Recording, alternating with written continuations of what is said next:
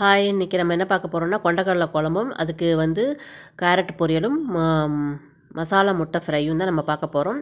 Carrot நல்லா cut பண்ணி வச்சுருக்கோம். அந்த சைடு கொண்டக்கடலையை வேக வச்சாச்சு இன்னொரு அடுப்பில். சரிங்களா, இப்போ வந்துட்டு கேரட்டு பொரியல் பண்ணுறதுக்கு ஒரு பாத்திரத்தில் எண்ணெய் விட்டு கடுகு பொரியவும், வெங்காயம் காரத்துக்குன்னு பச்சை மிளகாய் சேர்த்து நல்லா வதக்கி விடுங்க. அதுக்கப்புறம் வந்து நறுக்கி வச்ச கேரட்டை சேர்த்து நல்லா கலந்து விட்டுக்கோங்க. சரிங்களா, கலந்து விட்டுட்டு அதை நல்லா ஒரு மூடி போட்டு வேக விடுங்க. அப்பப்போ ஒரு 2 நிமிஷத்துக்கு ஒரு வாட்டி இது பண்ணுங்கள். இப்போ வந்து கொண்டக்கடலை நல்லா வெந்துருச்சு, ரொம்ப சூடாக இருக்குது. சரிங்களா, இந்த மாதிரி வந்துட்டு கொண்டக்கடலை நல்லா வந்துட்டு நமக்கு மசிகிற மாதிரி வெந்துடணும். வெந்ததுக்கப்புறம் அதை தாளிச்சிக்கலாம். ஒரு பாத்திரத்தில் எண்ணெய் விட்டுட்டு அதுக்கு முன்னாடி வந்துட்டு ஒரு பேஸ்ட் ரெடி பண்ணிக்கலாம். ஒரு 5-6 சின்ன வெங்காயம், அப்புறம் வந்துட்டு ஒரு 3 தக்காளி நறுக்குனதை சேர்த்துக்கலாம். அப்புறம் ஒரு குழிக்கரண்டி அளவு நம்ம வேக வச்ச கொண்டக்கடலையை இதில் சேர்த்துட்டு நல்லா பேஸ்ட்டை நம்ம வந்து அரைச்சிட்டு வந்துடலாம். சரிங்களா, அரைச்சிட்டு வந்துடலாம். அது வந்து அரைச்சிட்டு வந்தாச்சு. இப்போ வந்துட்டு ஒரு பாத்திரம் அந்த எண்ணெய் ஊற்றிட்டோம் இல்லைங்களா, எண்ணெய் சூடாயிடுச்சு. கடுகு சோம்பு போட்டு தாளித்து விட்டதுக்கப்புறம் வெங்காயத்தை நல்லா வதக்குங்க. வெங்காயம் வந்துட்டு எப்படின்னா ஒரு கோல்டன் ப்ரௌன் கலரில் வரணும். ரொம்பையும் வந்து கருகிற அளவுக்கு வதக்கக்கூடாது. அந்த மாதிரி வதக்கிக்கோங்க. இந்த கேரட்டுக்கு தேவையான அளவு உப்பு சேர்த்துக்கோங்க. சரிங்களா, சேர்த்துட்டு நல்லா ஒரு செகண்ட் கலந்து ஒரு மூடி போட்டு ஒரு நிமிஷம் வச்சுருங்க. அப்புறம் இந்த வெங்காயம் நல்லா வெந்துருச்சுங்களா, இப்போ அரைச்சிட்டு வந்தோம் இல்லைங்களா, அந்த பேஸ்ட் நம்ம வந்து சேர்த்துக்கலாம். தக்காளி வெங்காயம் கொண்டக்கடலை போட்டு நம்ம அரைச்சி இல்லைங்களா, அதில் சேர்த்துக்கலாம். இப்போ வந்து நல்லா ஒரு செகண்ட் நல்லா கலந்து விட்டதுக்கப்புறம் வீட்டில் அரைச்ச குழம்பு தூளை வந்து சேர்த்துக்கலாம்.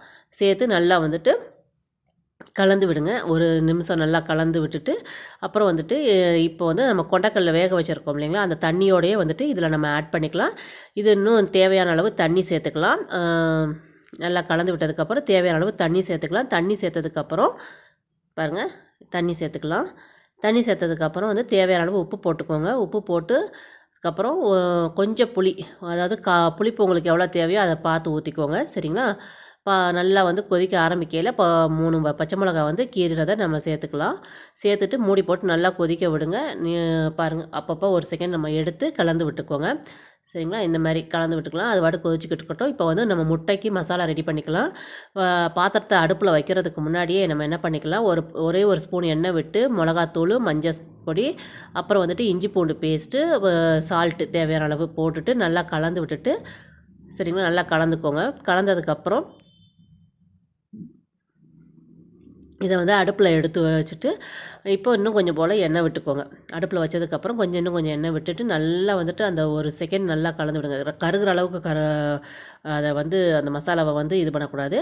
ஓரளவுக்கு நல்லா வந்துட்டு இதாகல நம்ம வந்து முட்டையை வந்து 2 கீறி வச்சதை அதில் ஒன்று போல் அடுக்கி வச்சுட்டு 2 நிமிஷத்துக்கு 2 மினிட்ஸ் ஒன்ஸ், அதாவது அப்பப்போ வந்து பெரட்டி முன்னும் பின்னும் பெரட்டி விட்டுட்டு அப்புறம் வந்து லாஸ்ட்டில் வந்து கொத்தமல்லி தூவி இறக்கி விட்டுருங்க. அவ்வளோதாங்க, இந்த முட்டை ஃப்ரை ரெடி ஆகிடுச்சு.